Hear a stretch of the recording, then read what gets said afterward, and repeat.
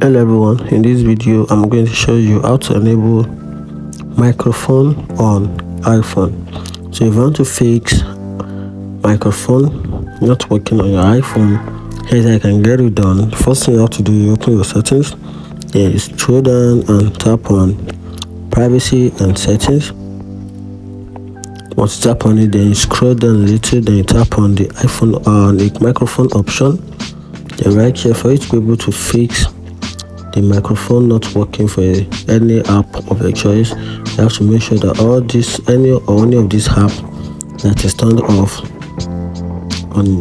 in these particular settings must be turned on. So for you to fix microphone not working for WhatsApp, you have to turn on microphone for WhatsApp, and if you want to fix microphone not working for Instagram, you have to turn it on for Instagram. And if you want to turn on microphone for Instagram, then you have to tap on it. Then once you completely tap on it, then your microphone should be perfectly working for any of these platforms. And with this option, you can now fix microphone not working. If you find this video helpful, like and follow for more. Thank you.